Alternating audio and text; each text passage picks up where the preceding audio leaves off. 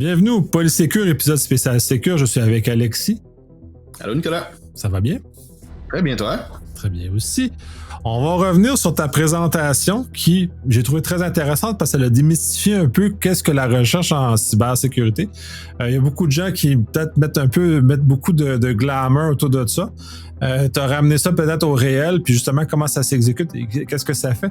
Et par le fait même, tu as pu permettre d'expliquer comment les informations, le threat intel qui existe, comment celui-ci se matérialise et comment on doit, comme consommateur de celui-ci, l'utiliser et justement s'informer à ce sujet-là.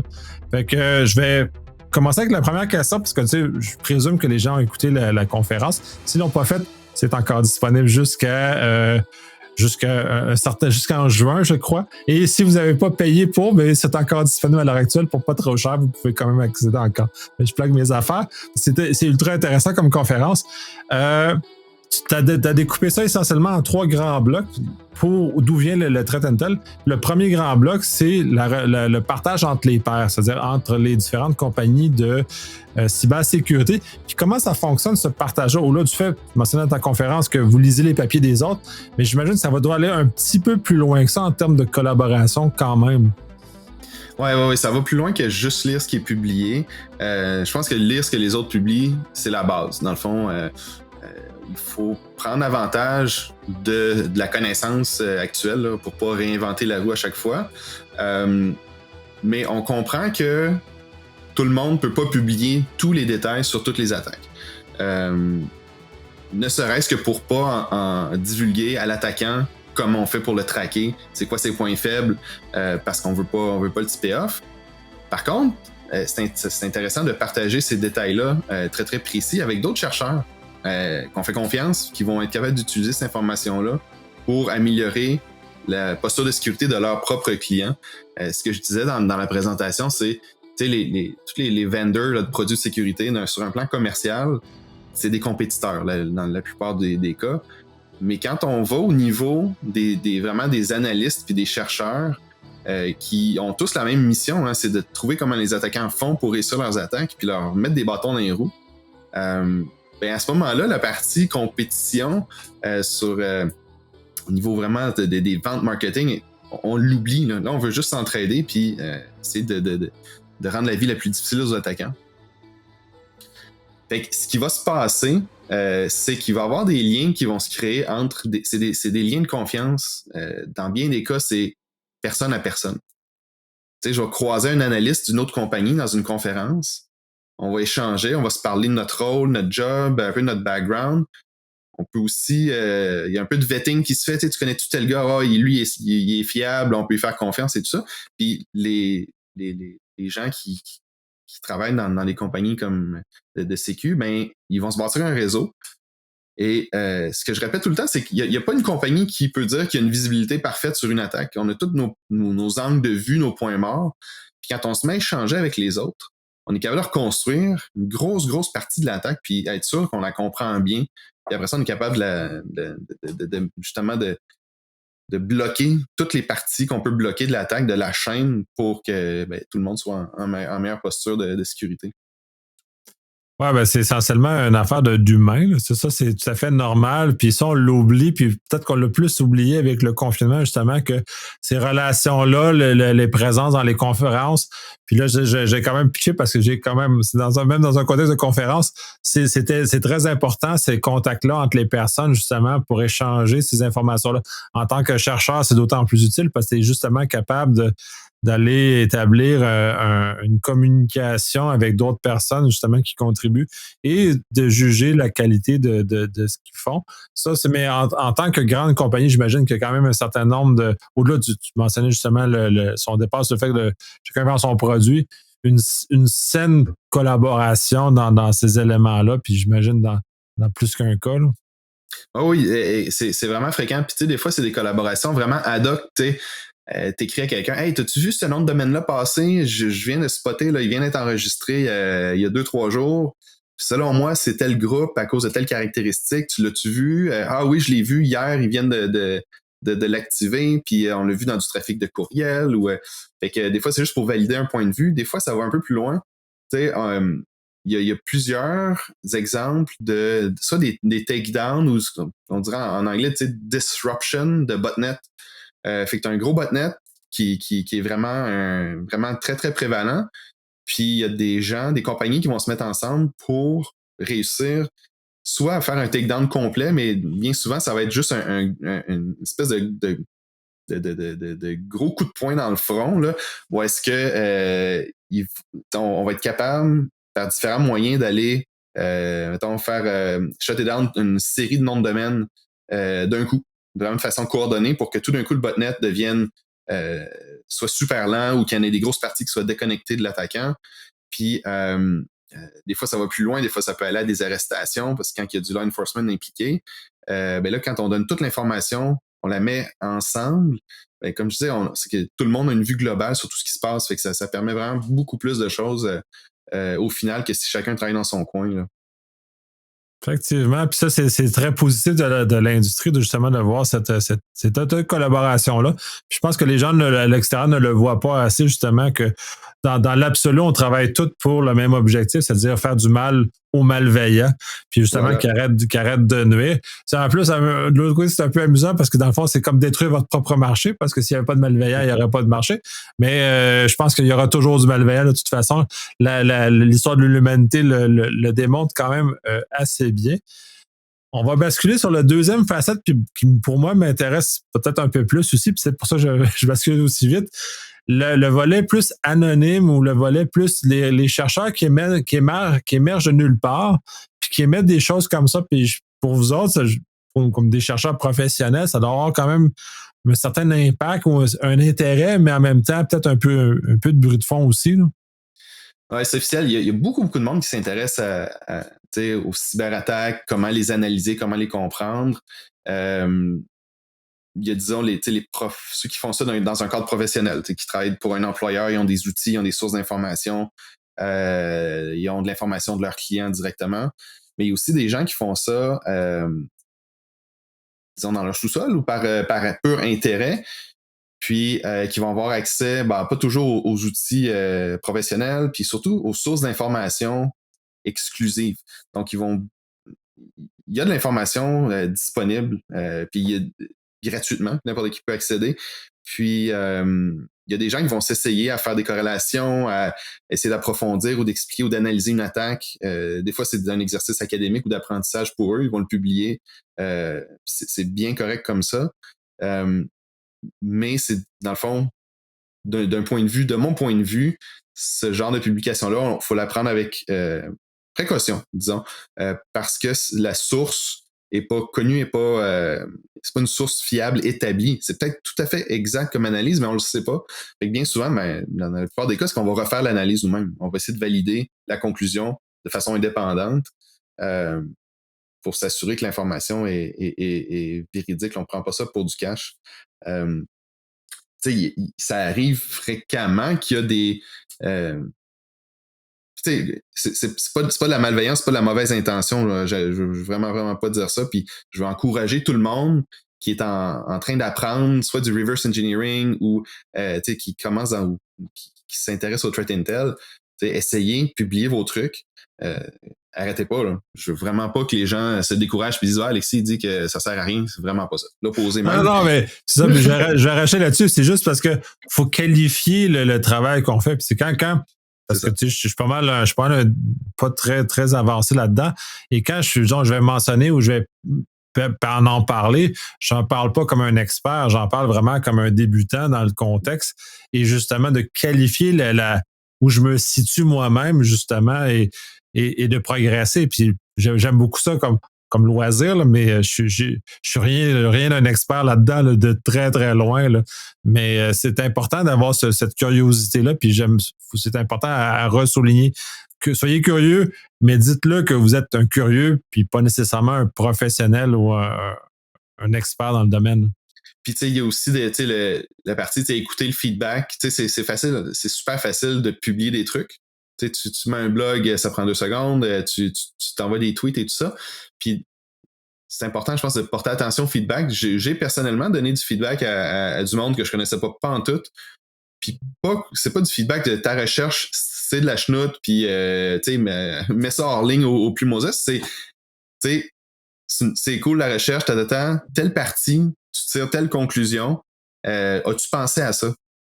J'ai une couple d'exemples en tête. Tu connais VirusTotal? Tout le monde connaît VirusTotal. Facile. Absolument. C'est l'outil moi, je suis beaucoup plus en IR, fait que je suis plus en réponse d'incident, fait que moi, je suis plus du côté.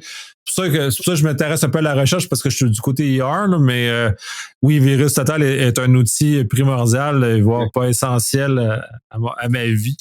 Ben oui, mais c'est vraiment pratique. Fait que tu uploads un fichier, puis tu regardes, y a-tu 0 antivirus qui le détecte? Y en a-tu 45, 50? Ça te donne un gauge de, disons, le niveau de malveillance du fichier ou qu'est-ce que les antivirus pensent de ce fichier-là.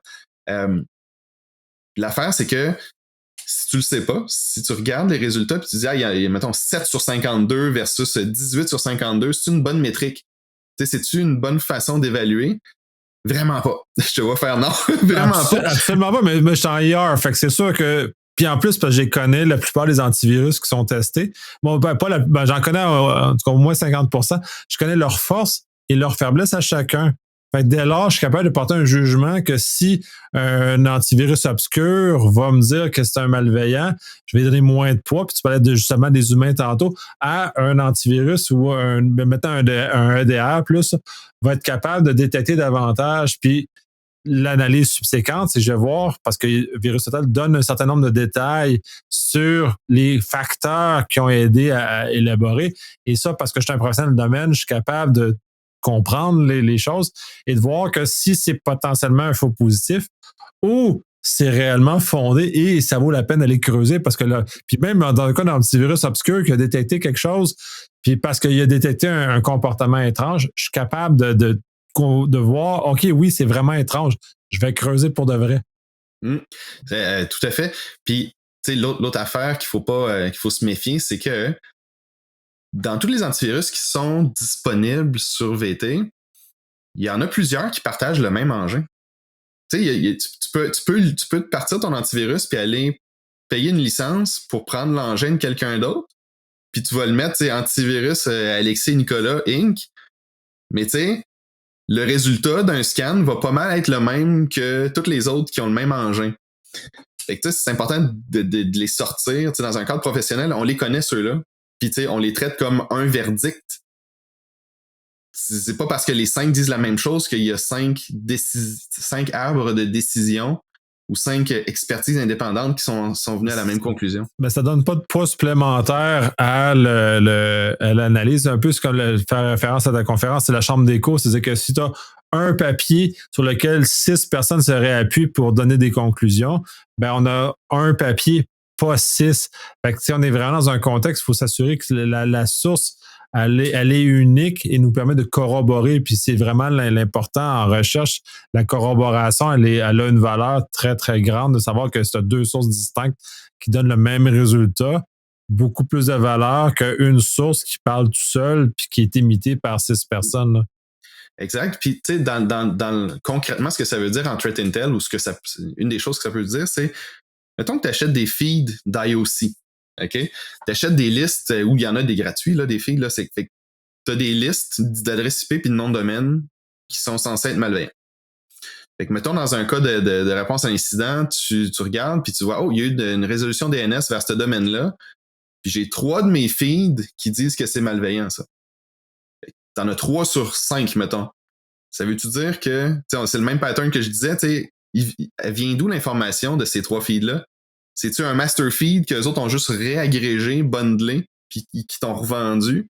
C'est bien dur à savoir, c'est bien dur à aller vraiment assesser d'où c'est que ça vient.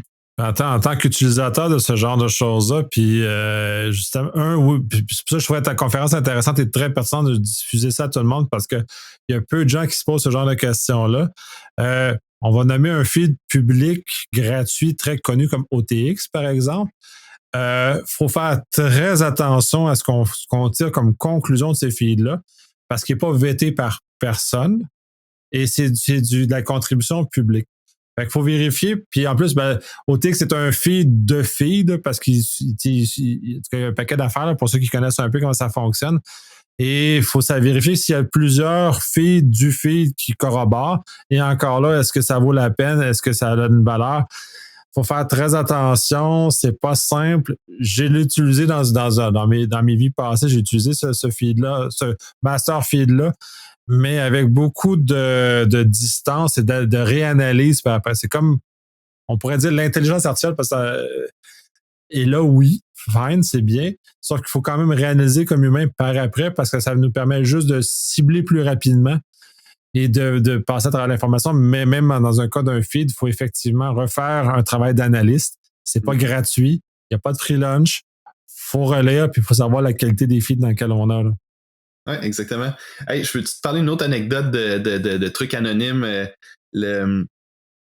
C'est un truc que j'ai vu passer l'an passé. Non, plus l'an passé. Bref, il y a une publication. En fait, l'an passé, dans le cadre de la guerre en Ukraine, il y a un wiper qui s'appelle Isaac Wiper qui a été découvert.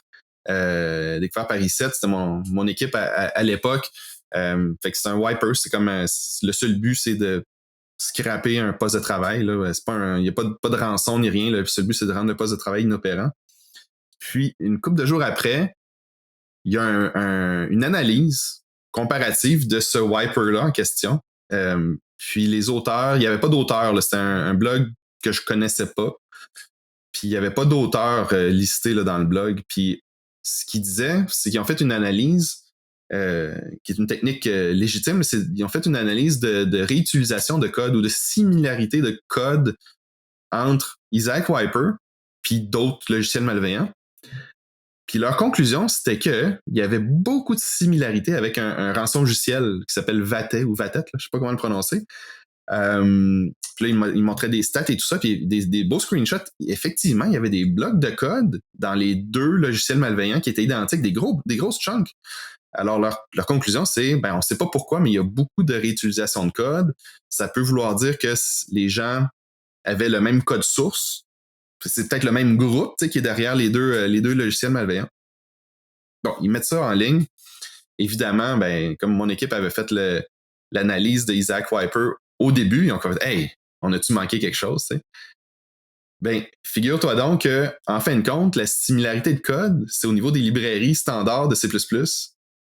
La similarité était réelle, était bonne, mais était apportée sur des composantes communs qui matchaient sur des centaines de milliers d'exécutables. Fait que c'est pas une bonne comparaison. Fait que, puis dans ce cas-là, j'ai donné du feedback aux auteurs. J'ai fini par les retracer pour leur dire, en passant, je pense que ça match sur ça match sur telle librairie. Voici la librairie en question. Tu vois, le code est là. Fait que, il faut faire attention aux conclusions. Imagine un journaliste qui pose pas de questions, qui dit c'est peut-être des groupes de rançon logiciels qui sont mêlés à la guerre en Ukraine, puis là, ça part en épingle à cause d'une interprétation technique, très technique. Là, c'est pas tout le monde qui est capable de faire ça, des analyses de code de similarité de code. Fait qu'il faut prendre ça avec précaution avant de prendre les conclusions comme du cash. Puis là, je vais refaire des choses qu'on avait discutées sur le podcast qui était enregistré au CQ. Justement, il y a beaucoup de contexte et on est dans un domaine il y a énormément de contexte et c'est très difficile de communiquer ce contexte-là. Et là, tu en mentionnes un exemple comme ça. Puis tu sais, la personne, tu mentionnes, a voulu bien faire.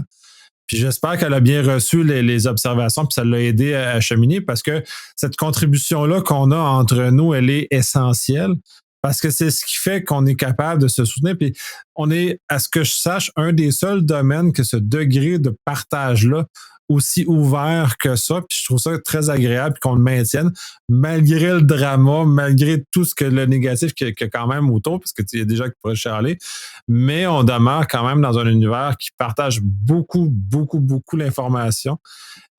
Certains ont plus de misère à recevoir la critique, bon, ça, on va ou les observations, puis mais s'ils ont reçu, ça aide à grandir. Puis ces observations-là aident justement à cheminer, puis ça aide au bien commun de l'ensemble.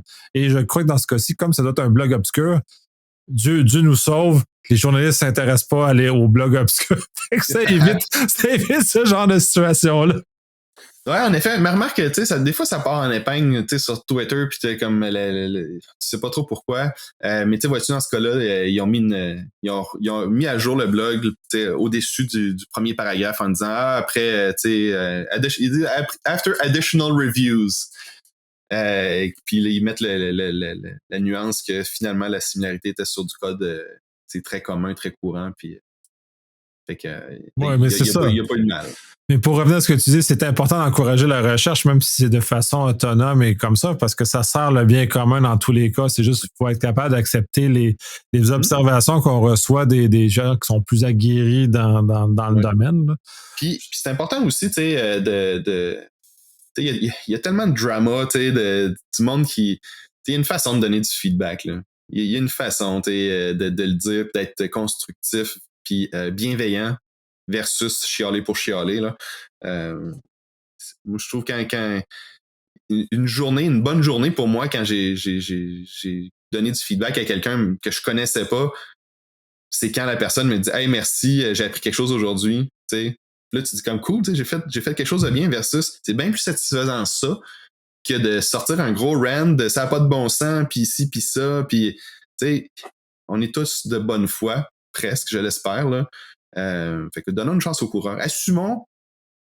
N'assumons pas la mauvaise foi par défaut, puis je pense que le monde va mieux se porter comme ça.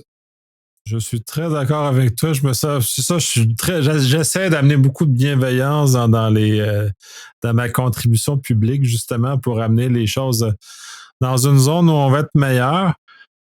On va glisser justement, après avoir parlé des contributions plus anonymes ou des chercheurs inconnus, plus sur vos outils de collecte. Comment vous faites, vous autres, Proofpoint, dans ce cas-ci? Comment vous collectez l'information? Quelles sont vos sources de données qui sont exclusives, qui sont les vôtres, finalement, qui donnent un edge supplémentaire par rapport aux autres? Chacun a un edge par rapport aux autres. Tout le monde a son edge là, dans sa zone à lui, mais le vôtre, comment vous collectez, qu'est-ce que vous faites, puis comment vous processez ces informations-là pour arriver à de l'information utile? Ouais. Super bonne question. Je vais commencer par parler. En fait, l'information qu'on a pour faire nos investigations, c'est de l'information qui part beaucoup d'informations de clients. C'est la base, c'est disons la matière première.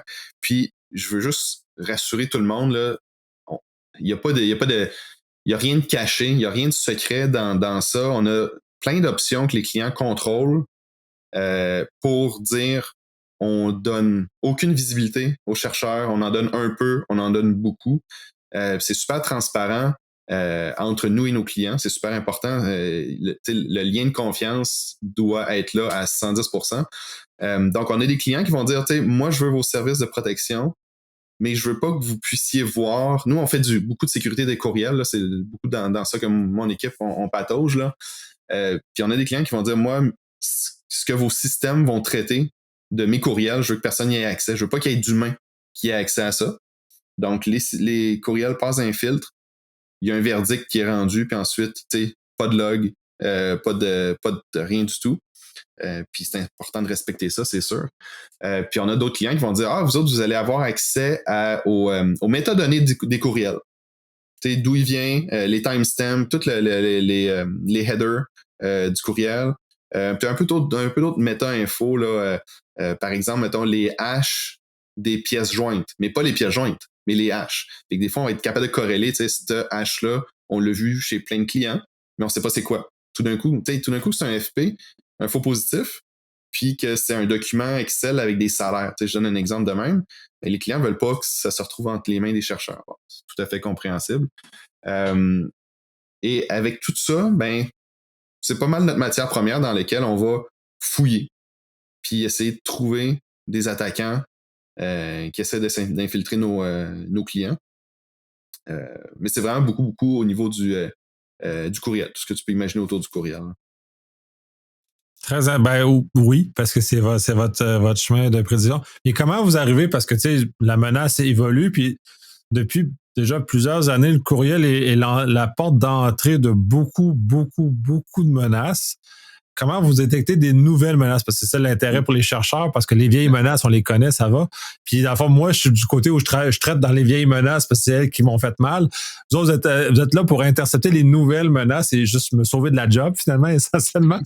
Fait que comment vous détectez, puis quels sont vos indicateurs? Ah, on a quelque chose de nouveau, il se passe quelque chose d'anormal qui sort des normes par rapport à ce que vous aviez déjà vu. Ouais. Tu sais, dans le fond, si tu mets dans la peau d'un attaquant, quand tu veux attaquer quelqu'un par courriel, tu as besoin de plusieurs éléments. Tu as besoin d'une infrastructure pour les envoyer, tes courriels. T'as besoin. Ben, tout à fait, c'est essentiel. Puis la technologie est rendue forte pour bloquer justement les choses qui sont pas censées légitimes. Ça, c'est le volet, la technologie a pas mal rattrapé. Ouais. Elle est assez sophistiquée. Fait que ça te prend ça. Ça te prend après ça, si tu veux. Mettons, prenons le cas d'une attaque d'hameçonnage dont le but c'est d'aller voler des logins, des mots de passe. Ben là, ça te prend un lien, un URL qui va pointer vers un serveur web qui va servir la page de phishing. Donc, ça te prend un nom de domaine. Ça te prend du hosting. Puis, en gros, c'est ça pour ça. Si tu veux, si le but de l'attaque, c'est d'infecter ta cible avec un logiciel malveillant, là, tu rajoutes une coupe d'étapes là-dedans. Ça va peut-être être, mettons, une pièce jointe malveillante, un document Word avec une macro que tu designs, qui va aller downloader un second stage, un payload qui est hosté ailleurs, mais qui est encore hébergé en quelque part sur Internet. Ça, c'est un logiciel malveillant qui existe. Bon, ça fait beaucoup d'éléments, OK? Et tu lances ton attaque le vendredi après-midi, c'est beau, ça a marché. Puis là, la semaine prochaine, tu te dis, hey, moi, je veux lancer une attaque sur d'autres cibles. Mais qu'est-ce que tu fais? Parce que là, tu as des choses qui sont brûlées là-dedans. Le nom de domaine, il va être flagué comme malveillant, tu veux le changer. Tu t'étais loué un serveur SMTP pour envoyer tes mails, tu veux changer cette infra-là? Ce que je veux dire par là, c'est que il faudrait que l'attaquant brûle 100% de sa stack pour que sa prochaine attaque puisse pas être liée à la précédente. C'est coûteux, c'est long, c'est plate. T'sais, imagine, tu te fais un logiciel malveillant, tu te fais un keylogger là, qui fait juste comme loguer ce que tu tapes sur ton clavier. Tu le fais, tu l'envoies à 3-4 victimes. La semaine d'après, tu veux-tu en réécrire un from scratch? T'sais, on est des gens d'informatique, on dit tu veux coder une fois un truc puis tu veux pas avoir à le refaire. Mais si tu réutilises ton code, on va le savoir, c'est toi. Fait qu'on va être capable de te traquer même si tu changes tout, si tu réutilises un truc qui était exclusif. Mais là, on va savoir que c'est toi. Fait que vous jouez sur dans le fond, la masse d'informations que vous avez accès vous aide à repérer justement la répétition d'un outil ou d'un composant d'une attaque. Puis on en avait débattu. Moi, de mon côté IR, j'ai pas vu beaucoup de sophistication. Je vois beaucoup de répétitions, de choses comme ça. Fait que pour moi, c'est facile. Puis on les voyait, je les voyais toutes passer au niveau quand ils atteignent. Puis ils essaient de faire leur bidule, là, puis ils sont tellement prévisibles. Les patterns sont très standards, fait que ça doit être très visible. Tu as quand même cité des cas, puis ça, j'avais trouvé très chouette l'exemple que tu avais mentionné, justement, un groupe qui avait simulé plusieurs fausses personnes pour arriver à ça, puis ensuite de planter le fameux URL malicieux à terme. Ça, vous arrivez, j'imagine, c'est plus difficile de détecter l'impersonnification, mais vous détectez le fameux URL et probablement le trigger qui vient comme vous amener à aller plus loin. Écoute, dans ce cas-là, sauf erreur, là, dans ce cas-là, fait que c'est un groupe qu'on appelle TA453, qui est un groupe iranien, qui est associé au gouvernement iranien. Et si je me trompe pas, là, on a flagué des courriels qui s'en allaient vers nos clients parce qu'ils ont réutilisé une adresse courriel qu'on avait déjà associée à ce groupe-là. Fait que ça nous a permis de connaître, juste parce qu'on traquait cette adresse courriel-là spécifiquement. Évidemment, nous, on sait que n'importe quoi qui vient de ce compte, de cette adresse-là, vers nos clients, on le bloque, c'est officiel. Mais en analysant toute la chaîne, on a pu flaguer d'autres adresses, d'autres comptes qui étaient aussi contrôlés par l'attaquant, qui ont réutilisé de façon indépendante dans d'autres attaques. Et, ça nous a comme permis de pivoter puis de découvrir leur infrastructure de comptes de mail, puis découvrir d'autres campagnes qui n'avaient pas rapport à celles qu'on est en train d'investiguer. Fait que c'est comme un gros jeu de connecter plein d'éléments ensemble pour dire tout ça, c'est sous le contrôle de ce groupe-là.